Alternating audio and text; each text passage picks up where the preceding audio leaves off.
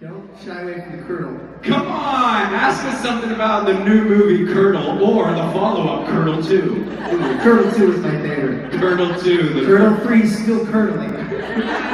Curdle 4, the curdling. Now they reimagined the entire series with Curdle 5. There's back at the Curdle. And then the series spin-off, Curdles.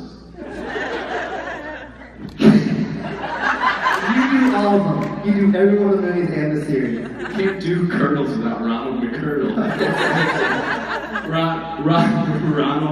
Ronnie and Donnie McCurdle. Yeah, when I get killed in the first one, that post comes back and the third one's still I'm curdling. already sweating. We haven't even started. It's not good. Great. Hashtag curdle it up. Do it. Hashtag, and this might be crossing the line, but hashtag curdled lives matter is all I'm saying. Sorry.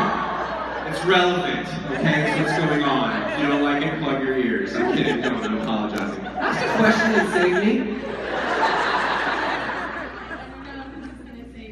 But I had a really great time at karaoke last night. Yes, you did. And my friend right here had an even better time because He's like, I know I'm short. I'm not that short. this is the longest question. Okay, so here's the important part. You said when you were carrying my friend Chantel behind me down the stairs yesterday, hey, we're married now. And so I brought you a ring Great. to give to her today. To what? To give to her. This is how it happens, guys. What's your friend's name? Chantel. I didn't want to ask you. I know, but I didn't want to. I didn't. My brain was curdled up. It was a mess. Chantel, the night we met. I must be really drunk, is all I can say. I'm gonna pretend you didn't say that. This has the makings for a beautiful relationship. He just learned her name. Chantel, the night we met, it was curdlicious. In fact, curdlicious is an understatement. It was curdle-tabulous. And when I looked into your face and I scooped you up, I curdled you into my arms. I can do this all day. You are. You're doing it the entire day. I thought immediately, I hope that there's a lollipop sucker ring backstage somewhere, because there's nothing I'd want to do more than put this slightly curdled looking candy onto your hand and make this relationship last till at least the end of this panel. So here today, Chantel, I get down on one knee and I ask you to give me your hand. Turn it away. I've never done this before. And this is the left hand. He did it. He's done it one time. To give me your hand and walk through this curdlicious life with me. Sorry, that's a really, really bad choice of phrase.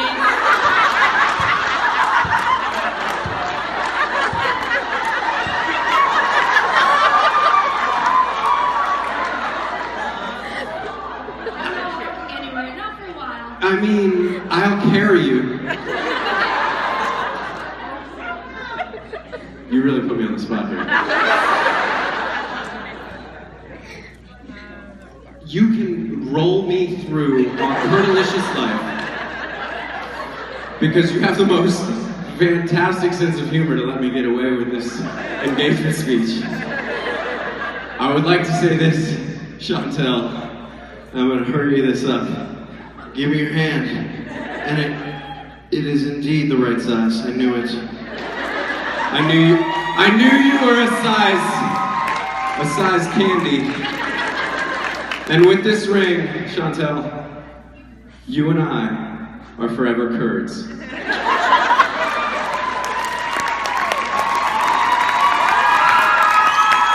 Thank you for being a good sport.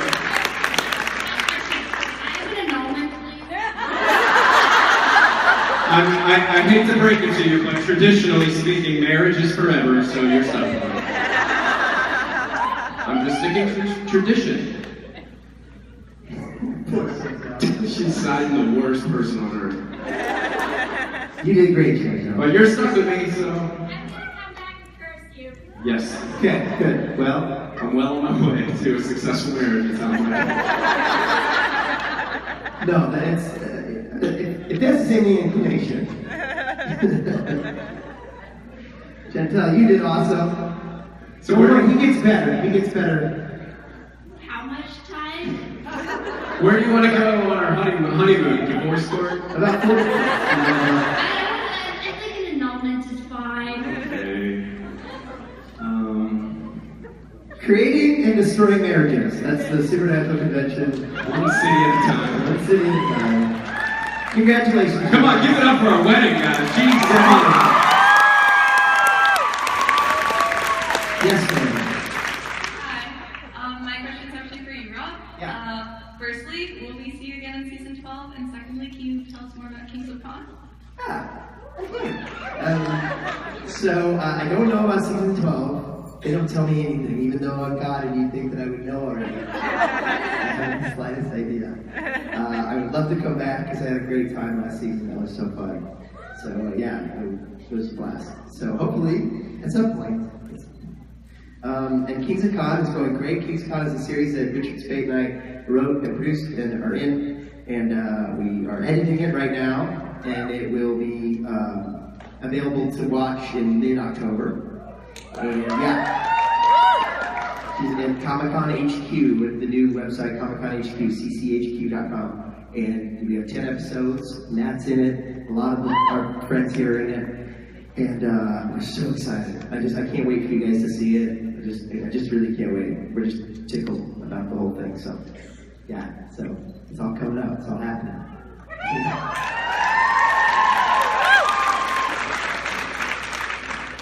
Hi.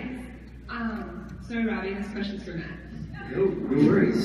But I promise there would be no marriage. No marriages. Last year at Con, I was in a wheelchair and you said that you'd been in a wheelchair many times. Stories? Let's see. First, the easiest one that pops in my head. Before mixed martial arts fighting was as popular as it was, I was about 17 years old. And I thought, oh, this place on the beach is hosting a no-holds-barred fighting match. I could drink a couple beers and win. Wow. That's never happened to me. Never had that thought. So I did a fight, and I lost. And then a guy, he shattered my ankle and a bone popped out of the side. And then I went to the hospital by myself. Wait, let me start from the beginning one more time. I left at my house that night, my dad, and the last thing he said to me, because he was fully against what I was doing, "Son, don't get hurt. Go to bed." So I drove myself to the fight. It was at a nightclub, I should have known. They were serving alcohol to the fighters. Should have known. I'm not a good fighter. Should have known. Should have been in a ring fighting another man. So I got in there and he shattered my ankle, and then I drove myself to the hospital. And the next day I was in a wheelchair. And that lasted for about 8 months. I had reconstructive surgery on my leg. I have a plate and 4 screws, maybe 6 screws, I don't know, something holding it together. That's one of my wheelchair stories. Jeez, man. This can go on forever. What did Dad say? He wasn't happy, he didn't say very much. He did send me to get my leg set by myself as punishment. Which I don't know if you know what getting a bone set feels like. They put maybe 30 shots of as something, I guess it was like Novocaine up and down my leg, all on the sides. They were pumping so much Novocaine into my leg actually that it was bubble up. Oh, God. Like in every part that inserted the needle, there was like an awkward lump that looked like there was something trying to come out of my leg. Make it stop. And then they laid me down. They laid me down like this, and they held my leg. That had nothing to do with the boat vomit. And two male nurses held me down and held my face to a pillow, and then they snapped my leg back in and held it while they casted it. And then I stayed like that for a week until they realized it didn't solve the problem, in which I had surgery a week later. It was a nightmare. So I was in a wheelchair. That's a story. Let's move on. Also, for us winning fights, I think you've won the hearts of everyone in this room.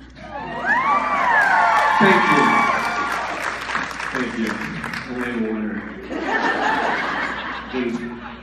It's my wife. She doesn't think I'm a winner, but I'm working on that with her. Hi, my question's for Matt. First of all, I didn't touch. I'm sorry. I'm very sorry. So first of all, I just wanted to say I rather enjoyed straddling you earlier. So thank you for that. You could have said that at any other time besides right in front of my new wife's face. But continue. I'll send the papers. Anyway, so the question is, I went into Denny's for some food and turned around and you were on the TV. So I was wondering if you've ever walked into a place and just seen yourself randomly on TV. I have, because I go to the gym and there's 1,000 TVs in front of the treadmill, and if I go between 2 and 3 p.m. Mondays and Friday, I try to wear my hat real low because it's not fun to watch yourself on television. It's not. Despite what somebody might think, I hate watching myself. I mean, I'd rather enjoy watching you on television. Well, thank you. I appreciate that. You should convince my wife to like me. Which one? My new wife. Just wanted to make sure. Okay. Hi. Hi. Sorry, Rob. So bad. I'm just going to say this right now. The next question better be for Rob. Matthew, fine, good. I love it.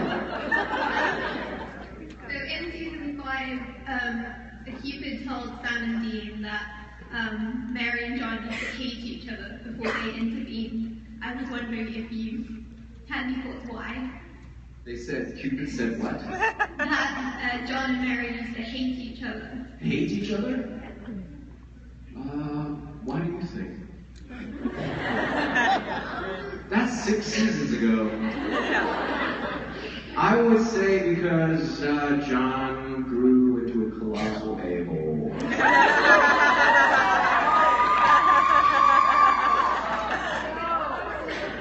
What? That wasn't me, no.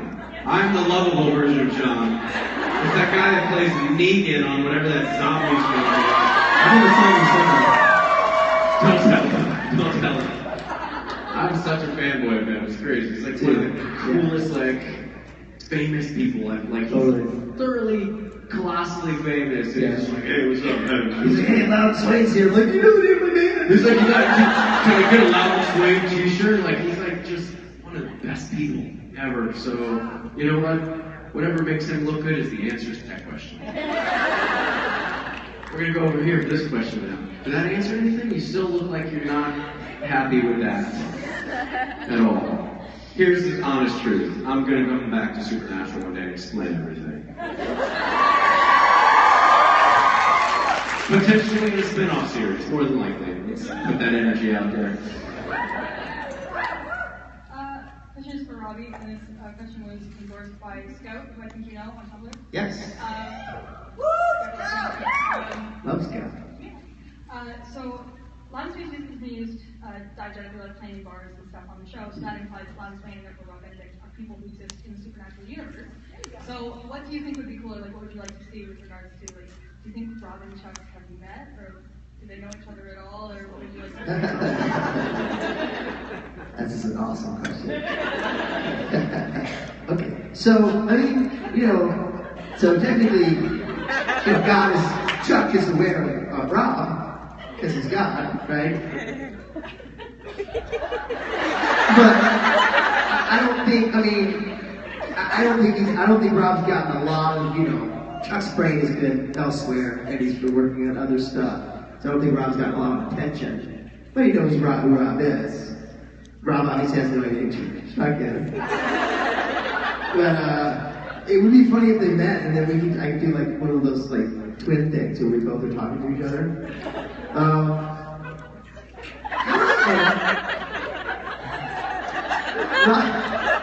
This question is blowing my mind. Robbie Thompson, who wrote the episode that when it came back, he had the idea that Loud and Swain, not with me in it, but like the three guys would be playing in the bar. Like he thought that would be a cool homage. And then it changed, where it's just like me. But yeah, I mean, I think Robbie wrote, Chuck to sort of, that it sang fairly well, that episode and all that. I mean, I think that was kind of an homage to the fact that it's stayed in the band. But So Swangels were almost a thing? The Swangels were Swangels were almost a thing. Yeah, an actual thing. Yeah, and so so Rob doesn't know about Chuck, but Chuck knows about Rob. That's the short answer. Thank you very much. Yeah, and then the other Robbie doesn't have a beard and wears a dress to karaoke. He doesn't know any of this stuff. Hi, so this question is for Matt. I've been a huge fan of you. I don't fucking do it! This mic stand just might. No. It's just like you get into the question. So angry. It's the ghost of Billy. Okay, you go. Okay, I'm here. Here we go. So I've been a fan of you since South of Nowhere. Yeah! So I was wondering, so like South of Nowhere is it was like one of the first shows showing like LGBT issues, and it's like really impactful in that way. And I know it was for me as a young, questioning 11-year-old. So what's it like being on two shows that have impacted lots of people, for lack of better terms?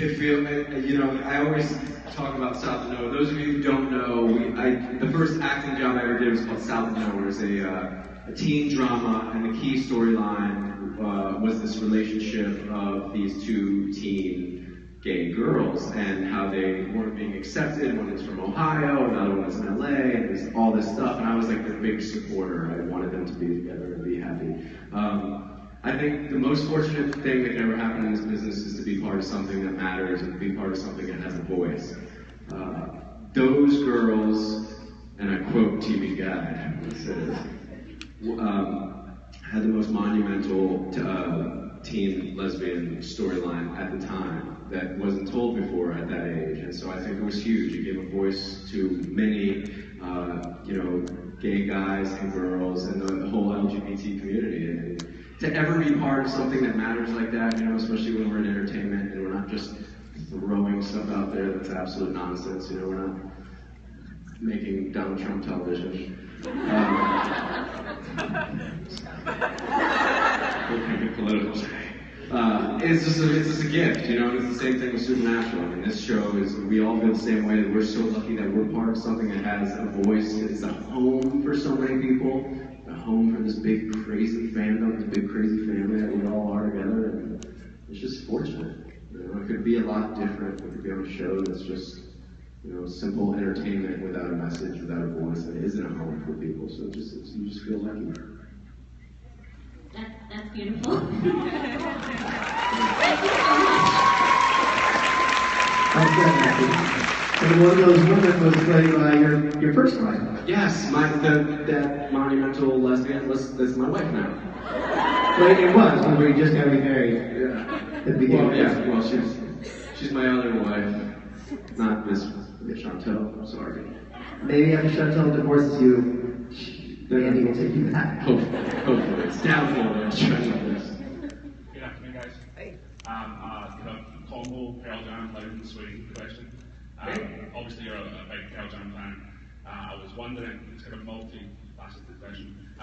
Long Way, is there any Pearl Jam influence when you were writing that song? And what are your favourite Pearl Jam songs? One well known and one not so well known. Great question. Love it. Yeah, so Long Way was definitely inspired by Pearl Jam. That was definitely during a time, that was written a while ago, during a time where I was like super into them, you know, seeing them every time they played. And so for sure that was, a lot of the songs on that album were influenced by Pearl Jam. And I think they, you know, more than anything right now, I sort of feel their influence on me when I play live, because like he's such a great, they're such a great live band, and Eddie's such a great front man, and I find myself kind of channeling that, just being inspired by what I've seen him do. Yeah, so that, I mean, that's why I see him sort of inspiring me right now.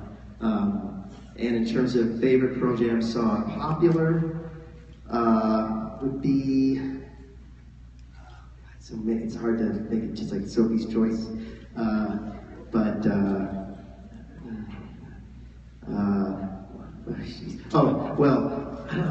don't know, I think this is popular, but Release, which is the first song off the first album ever, which they start their shows live with that. That's always my favorite. That's like goosebumps with it. Part of my thing about Pearl Jam too is like I've always loved them, and also my brother really loves them, and so it's been a bond with him and I. We go see them together. So every time we see them, we're like, please start with Release. So they start with Release. So I guess that's the popular song I would say, even though people may not know that song. Wish List is also a great song. But another song that people may not know is a song called Half Full. It's like one of my favorite songs ever, and that's like, that's like a few albums ago. But that's one of my favorites too. Half Full. Check that one out. All right, yeah. Thanks for the question, man. You. Hi. So I think that Dean made a very good point in the show when he was talking about why he was disappointed in Chuck and his absence, and you know the fact that Chuck just doesn't really seem to care or didn't care about the world. So what can both of you say to defend Chuck? Don't you dare talk about Chuck that way. That's the first thing I would say. And then I would say, better watch your back, Dean. With me like right in front of you, like, yeah. I don't care how pretty you think your mouth is. No. Well, I'm behind you. Yeah. Tell him, you know, John. Mess you up, spank you. I'm your dad. He's your dad. Bend over. Lay it right on that knee, Dean. Ironically, the scene that she's talking about, which I thought Jensen was amazing in that scene, was like in tears because, you know, it's like, where have you been? And I'm like, I'm not your father, Dean. Don't confuse me with your father. I think it's an interesting sort of circle it back around to you.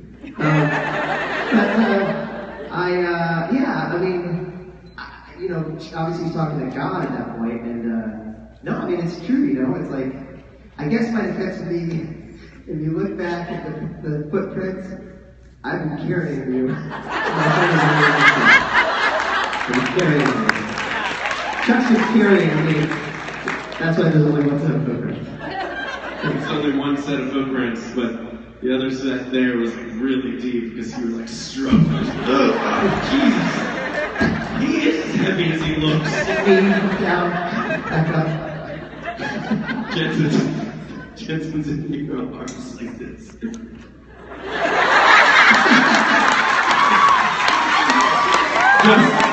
Just.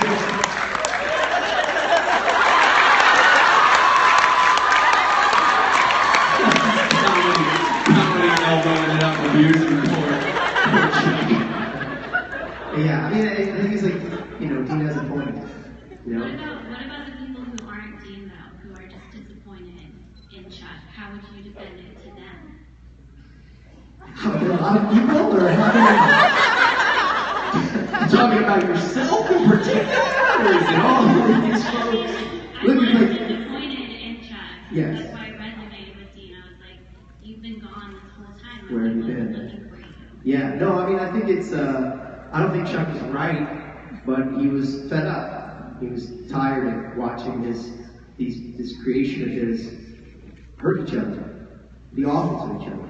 There's so much bad stuff in the world, and I think he just, you know, he gave up. But then, you know, the boys talked to him. he finally finds a reason to come back and face his sister. You know, that's what that whole story was about. But, you know, I don't necessarily personally feel like God's abandoned us, but I do feel like there's some bad shit that's going on in the world, and we need to figure out how to be kind to each other. You know, Matt and I were talking. It's ridiculous. And that's why we love this so much. This is so great. It's like a love fest weekend where we get so much love from you and we give it back. And it's such a welcoming place. Everybody's okay. Beard or no beard, it doesn't matter. But like we were talking earlier, it was like, I hate the news. The news just is so depressing. And I was like, I wonder, I had this thought in that meet and greet. I was like, could there be a show where there's a new show you can open it for positive stuff, right? I had the same thought. I didn't mean to yell that. I swear I was thinking the same thing. Yeah. Why isn't there news that just overexposes and oversaturates you, and like, there's balloons in the air today, and you know what, there's an ice cream truck over there. Like, why does it have to just, you know? Yeah, that's the thing. In a way, and this is what Chuck says, it's our responsibility as human beings. It's our responsibility to change that, right? We have the ability to change that. I mean, what Misha does is unbelievable. Not many celebrities take what he has, take a voice that's heard by a lot of people and uses that for such good. That's a good thing. You know, we need to do more kind acts like that. And it's our responsibility to not watch the shows. Watch the positive shows. Give those good reviews. It is. That's 100%. And you know what? We can start right now. Whoever you're sitting next to, either hug them or high five them. Right now, go. Do it. How good? It's a beautiful thing. It's just that simple. Shut off CNN, shut off Fox, shut off whatever it is. Grab some marshmallows, some Doritos, and hug somebody, okay? Woo! Welcome to the Church of Robin Madden, where everybody's smiling and you leave here with a hug. Someone on the West Coast, Richard Spade's going, yeah, boy. There we go. He's like, I leave for one convention. They're trying to spread all their joy. It's a bit touchy-feely stuff. Yeah. Somewhere, someplace he's making that face, that rich face.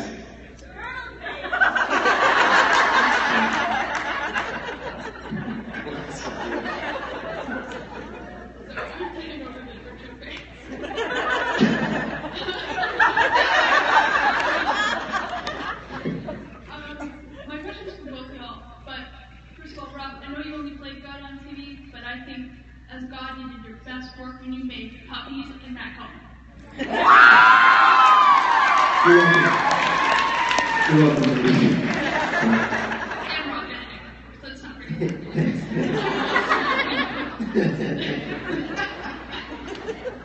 Sorry, seeing as you're not here, and we miss him dearly, I was wondering if we looked at Richard's episodes, the imaginary friends were so cool. There was the mermaid, the manicorn. I was wondering, what would young Matt and young Rob's imaginary friends look like? Well, I can talk about the actual one that I had. Well, I was my imaginary friends. My mom tells me I talk about this a lot. My imaginary friends lived in the dumpster behind Sears. And so the main dude was a McDonald's French fry wrapper. And I didn't go through the dumpster, just use my imagination. So the main bro with the French fry wrapper. And, red box, like the red McDonald's box, those yellow stripes inside, the good old one. Yeah. And then, and then an empty cup. And I had two twins, and I don't know if they belonged in the dumpster or not, but they're twins, and their names were JD8 and 8JD. That's a true story. JD8 and JD. And at the beginning of Loud Sweat, I wanted to call Loud Sweat JD8. But for some reason, they got next because there's another band. So wait, does the French fry guy have a name and the cup? No, he's just a French fry wrapper and a cup. And they lived in the dumpster behind Sears. A Sears, or was there a Sears? No, there's like one Sears in Columbia, Missouri. That was where they lived. I mean, I just tell you facts. And so your mom said you talked about them often. Yeah, I hung out with JD, and I hung out with the main dude who's the French guy. But I don't know if he had a name. If he did, I don't remember. I'm just telling you. He was never full of French fries. No, he was a rapper. He was just in the business. My sister Nancy had a professor that lived under her bed, and they were called the because they get up in her ear and I go. It's a true story. So obviously that episode resonated with me. What about you? Amazing. Did you have one? I did have this thing that was like an imaginary enemy. Really. Of course. You broke your leg. I had an imaginary friend who was this guy. So at a certain point in my life, something happened in my life where I had to stay with my grandparents for a while. And in my grandfather's room, there was this window that was like high, right? Like, so it started like this high. It was like 2 foot tall, and I would go in there to take naps. Does everybody know what Arby's restaurant is? Yeah, America's roast beef, yes sir. Yeah, roast beef and cheddar was what dreams are made out of. So the hat that is the Arby's sign, you know, my imaginary enemy would wear that hat, and I would always feel this anxiety coming after me when I was taking a nap. And in my nap, I don't know if I was awake or not, because I just don't know. And then like I would see the tip of that hat walk by the top of the window, and I would just wake up sweating, and I would run to my grandma. It's a nightmare. And she would give me a matzo ball, make me feel better. And then the matzo ball look at you and go like, hey Matt, tell me about the Arby's guy. And I like look in the matzo ball soup, and there's the Arby's guy. You'll never get away from me. Matzo balls. So now, as an adult looking back, you have like an ideal, to answer the original question, someone that you would be your imaginary friend? Yeah, my imaginary friend would be a man made of marshmallows. He would have a unicorn horn and a mermaid tail, and every time he opened his mouth, he would projectile vomit smoked, grilled chicken wings. Not fried and battered, guys. Not fried and battered. Wow. Smoked and grilled, because he's a healthy imaginary friend. Think about that. You can picture it. You're picturing it. Oh yeah, for sure. I see you looking at the floor. It's the marshmallow. Yeah. He's got a unicorn, and he swims and he walks like this because he's got a mermaid tail. And he talks like, let's see, his voice is like, it's really high pitched.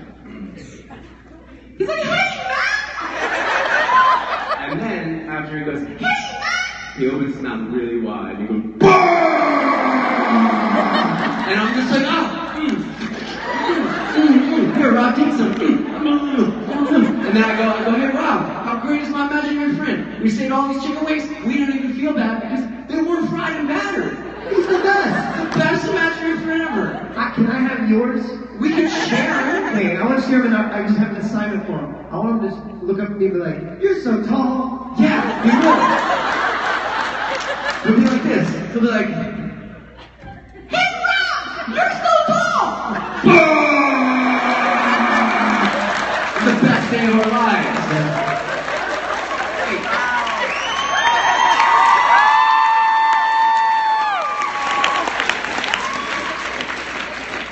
I'm so hungry right now. What's your question?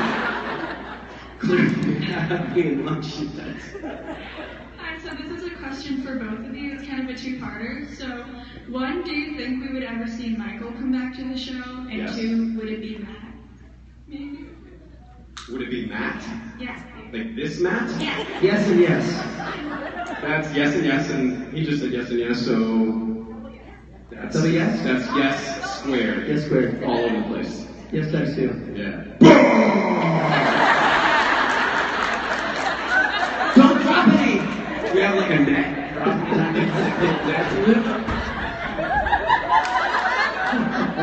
Probably not best friends eating chicken wings. And you know what's so great about the chicken wings? They have the nutritional value of vegetables. Yeah, no. It's great. So this question is for both of you. If you had had to bring a supernatural monster into real life, what would it be? Supernatural monster, man. Bring it into real Supernatural life. monster. Give me your top 3 favorite supernatural monsters. I'm gonna go with Jefferson Starships. Conworm, because it's just so weird. And vampires, because they're classic. There's a lot of vampire ones. I'm a big fan of vampire. I mean, you said if I had to bring it to real life, that was the question. Yeah, so I wouldn't bring any monsters to real life. I mean, it's a bad I'm gonna be here with my little marshmallow dude with the unicorn head. Even the marshmallow guy right now is nervous. He's all down here. He's like, oh my god! Yeah, just like one little chicken wing. He can barely get a chicken wing out. I don't want to bring it in. I've seen those monsters. choose one, minimize the damage. Vampires. Vampires? Yeah, they're classic. Vampires, because they're sexy and classic. Fair enough, fair enough. And Benny, did someone show up to Benny? Benny. Hi. So I was wondering, if you guys had to sum each other up in 3 words, what words would you use? Come over here. That's a great question. Oh my god. Kind, handsome, friend.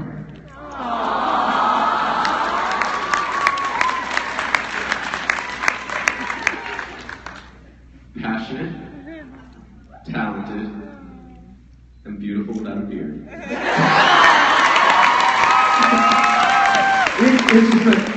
Jeez. That's one word. That's one word. Don't try to look it up in the dictionary. You won't find it. But it's in there. It was as much currency as Justin and Jared gave me last year, so. I'm sure. I went with the honest route. Because we really nice. When Rich isn't here, Robbie and I get a little emotional. we do. And we can't help it. We need this outlet every now and then. Rich has to take one convention off a year so we can have our therapy. Like recently someone asked us to describe each other in one word. We're like, okay, 1, 2, 3. We said it at the same time. And I think he said shaky, and I said mean.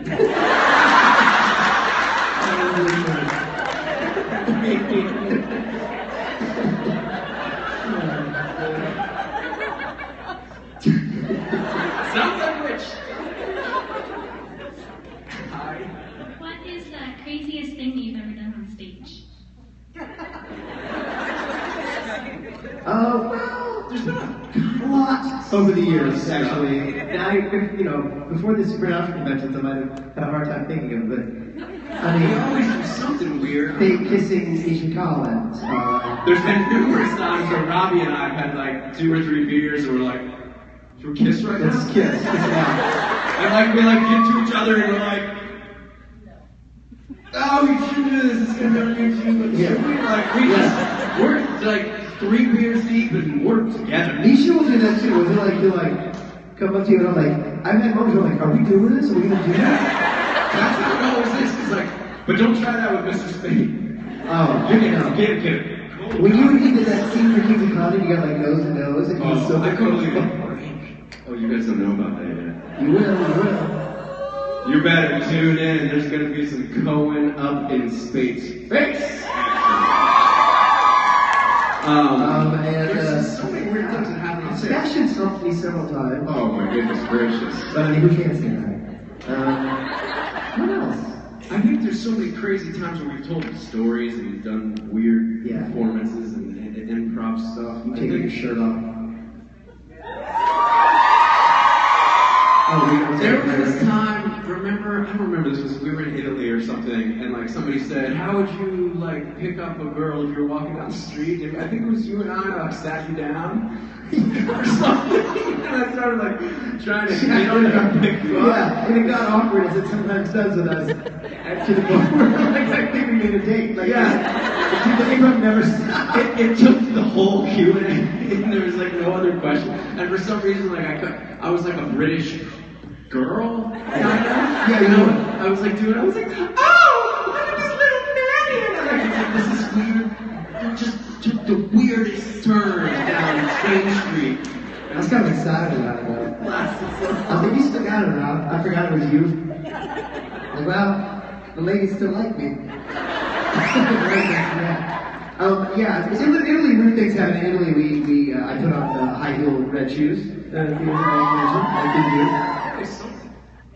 It's always crazy. Something weird. I don't know. I jump off a chair at every convention now. It's just a matter of time till I blow a knee out or sprain an ankle in front of 1,000 people.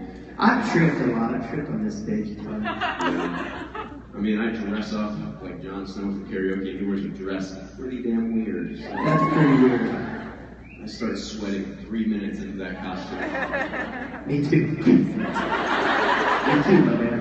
I'm sure the weirdness will ensue, and there'll be more weirdness. Yeah, bring it on. I'm gonna jot it down on my phone for the next time you ask that question. All right, we're almost out of time, so Hi. hi. I don't like my voice. Your voice sounds great. I just recently figured out what I want to do for the rest of my life, and I want to know when you guys figured out what you wanted to do. I was like 16, and I felt like I wanted to be an actor. Yeah, it was pretty young for me. Everybody around me was like, don't do that. That's not what you want to do. Because I was pretty good at school, and and people were just like, no, man, no. But I did. That's what I did. I still don't know, really. I love what I do right now, but I swear some days I want to be just a farmer. All BS aside, I've literally considered taking online classes in agriculture because I like farming. I don't know what I want to do. Every day I want to. Tomorrow I might want to be a marshmallow unicorn that throws up chicken wings. I'm not sure. All right, honestly, that's a great point. Like, the fact is, like, whatever you decided you wanted to be, go try to be that, and if you want to do something else, do whatever you feel passionate about, right? It's not like, you get more than one chance. Yeah, 100%. 100%. You can always do anything. And if you don't like what you're doing, stop doing it. Period. At any point in your life. That's great. Are we going to try to rip through these last couple, or do we not have time? Well, go ask a question fast. Ask and answer fast. First off, thank you, Matt, for letting me put a unicorn horn on you. Amazing experience. Second, this is actually for you. Okay. Is Kings of Con going to be available in Canada? Because I'll be a very sad Canadian if I donated money and I can't watch it. Yes, oh yeah. Everybody who donated money will be able to watch it. You get a special link. And even if you didn't donate money, you'll be able to watch it. They're working on it right now. They're going to make it internationally available to everybody. Next question. Vancon established themselves as a wear squirrel if you could be a wear something. So Matt, what would your wear something be? I would be a wear Sasquatch. Wear Sasquatch. It doesn't make sense. Previous and current experience on the show. I loved your singing and Matt's Lucifer John inside of JDM. I wonder what was the difference in your approach to roles, and did Jared mess with you more or less or whatever? Jared always messes with us, for sure. Messes his face off. That's part of the program, but we love it. And approach the role. I got to meet Jeffrey Dean, played big, it was a big deal meeting him, so I got to be more like him. Thank you. And I try to be myself, I guess. We're nice, but we're not terribly patient here at CornCon, and we're ready. We're ready for some more action. Here, what's something that you'd like to say about him, since you can't, if you don't feel comfortable saying it to his face? I wish he was a happier man. I love him dearly. Oh, man. No, Next question. Okay, Rob, did you know in season 5 while you were filming that you would end up being God in season 11? Well, I knew at the very end of season 5 after it ended, Kripke told me that I was God, but he also told me that he had no plans to bring me back. So I never thought I'd come back. The very last question ever. What's the worst thing Jared and Jason pulled on you? They once told me that they liked my company. This is the last question. That is the very last question. There we go, Thank you guys! Thank you so much!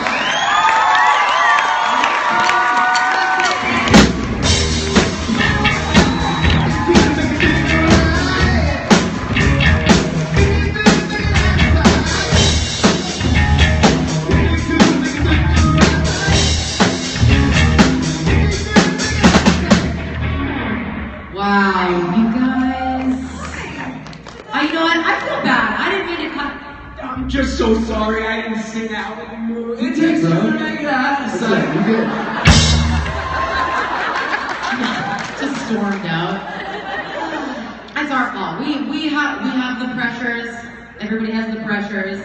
But we want all the questions to get asked we can. They did very good. Just like Hey, thanks everybody. Questions. Thank you so much for being here tonight. Thank you.